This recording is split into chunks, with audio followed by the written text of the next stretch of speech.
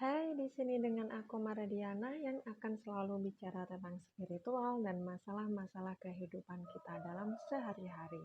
Di video ini aku ingin mengucapkan selamat Hari Raya Idul Adha untuk umat Islam yang sedang merayakannya.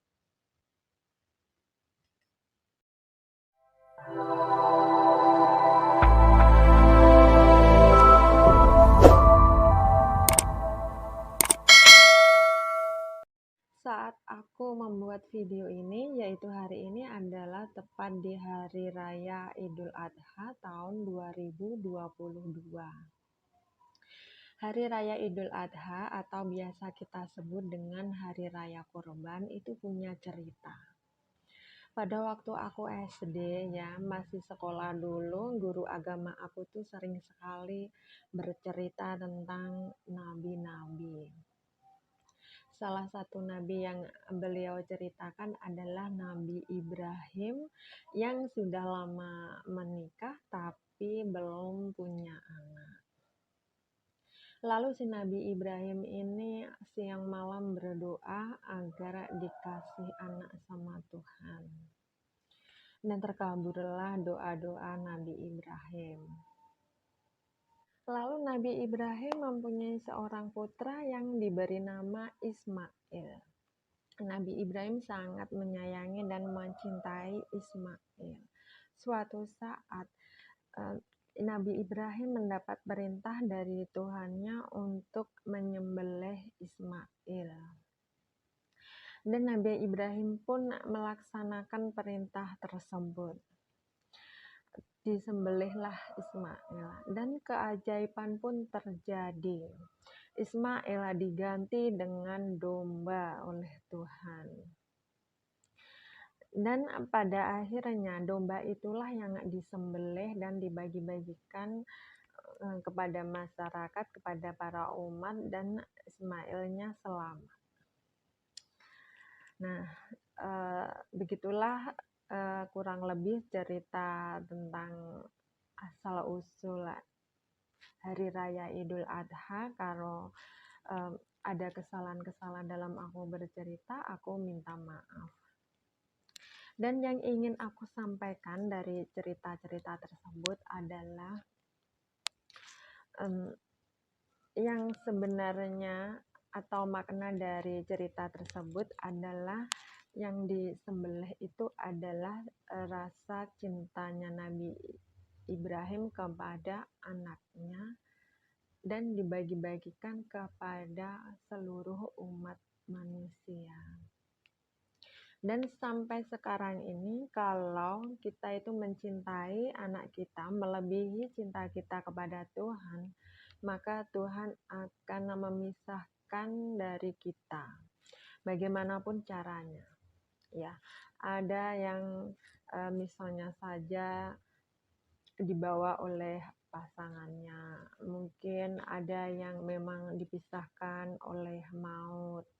Ada yang dipisahkan karena pekerjaannya, atau mungkin si anak adalah anak yang durhaka yang tidak ingat sama orang tuanya dan lain-lain sebagainya. Nah, itu cara-cara terpisahkan itu terserah Tuhan.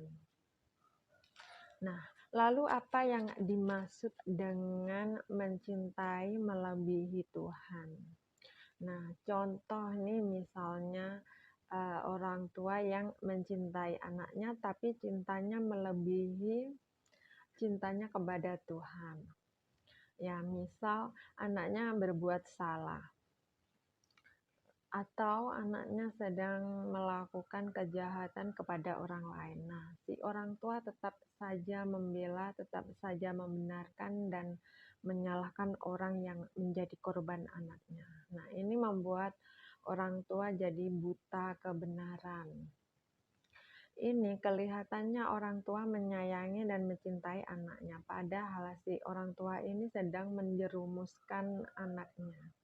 Anaknya jadi tidak tahu mana yang benar dan mana yang salah. Contoh lain adalah orang tua yang terlalu memanjakan anaknya. apapun yang diminta anaknya selalu diturutin dan melakukan segala hal demi menuruti kehendak dan keinginan anaknya itu tadi.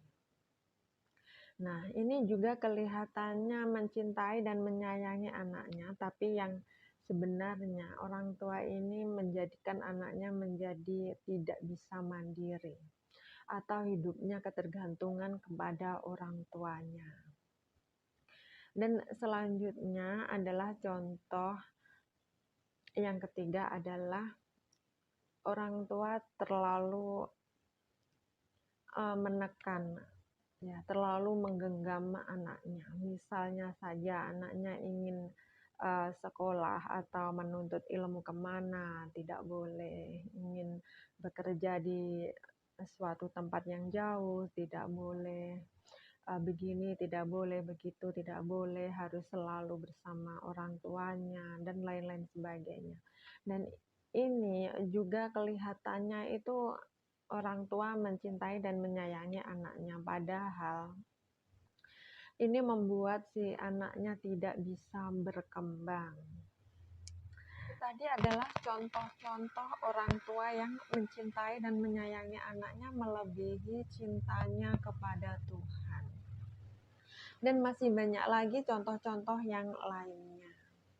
Nah, sebaiknya kita itu mencintai dan menyayangi anak-anak kita dengan wajar atau sewajarnya saja, dan kita juga menjunjung tinggi kebenaran dan keadilan, dan juga menyayangi dan mencintai seluruh umat manusia dan juga seluruh alam semesta ini.